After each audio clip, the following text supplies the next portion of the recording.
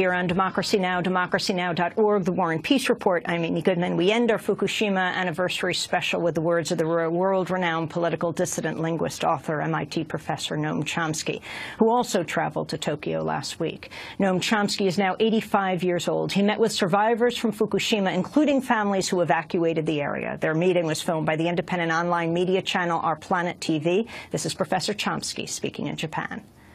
Particularly horrifying that this is happening in Japan, which, with its unique, horrendous experiences with the effect of nuclear explosions, which we don't have to discuss. And of course, it's particularly horrifying when it's happening to children who are defenseless and innocent. But unfortunately, this is what happens all the time. I mean, I had two daughters when they were about the age of your daughter. They would come home from school telling us how in school they were taught to hide under desks in case there was a nuclear war. This was right after the Cuban Missile Crisis, when the world came very close to nuclear war. And children were very upset. I mean, I knew children who were friends of families who were sure they were never going to survive because the world was going to be destroyed by a nuclear war. But the official line was, don't worry, everything's under control. The same was true, again, my daughters, when they were about her age.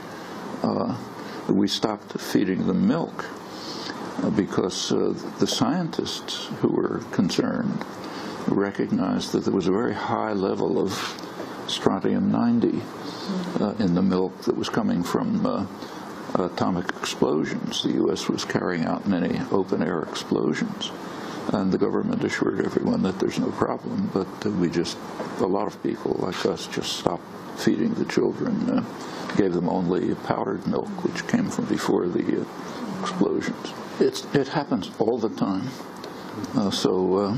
Right now, for example, in Iraq, there's a city, Fallujah, which was attacked by U.S. forces using weapons that no one understands, but they leave a high level of radiation. And there's studies by Iraqi and American doctors showing a very high level of cancer among children, far higher than before in the whole neighborhood of Fallujah. But the government denies it. The U.S. government denies it. The Iraqi government doesn't function. The international organizations refuse to look. So it's all being carried out by independent organizations and citizens groups. And this is simply everywhere. I mean, in 1961, the United States began the chemical warfare in South Vietnam, chemical warfare to destroy crops and livestock. That went on for 7 years. The level of poison, they used the most extreme carcinogen known, dioxin, and this went on for years. There's enormous effects in South Vietnam. There are children today being born in Saigon hospitals, deformed children in horrible deformations. Government refuses to investigate. They've investigated effects on American soldiers, but not on the South Vietnamese. And there's almost no study of it except for independent citizens groups.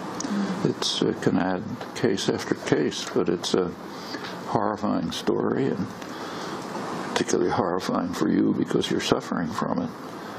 But that's the way governments operate. They protect themselves from their own citizens. Governments regard their own citizens as their main enemy, and they have to protect themselves. That's why you have state secret laws. Citizens are not supposed to know what their government is doing to them. Just to give one final example, when Edward Snowden's revelations appeared, the head of U.S. intelligence James Clapper, testified before Congress that no telephone communications of Americans are being monitored. It was an outlandish lie. Lying to Congress is a felony. You should go to jail for years. Not a word. Governments are supposed to lie to their citizens. Author and MIT professor Noam Chomsky speaking during his visit to Tokyo last week. Special thanks to Our Planet TV. You can visit our website to see our 3 days of coverage from Tokyo, Japan at democracynow.org.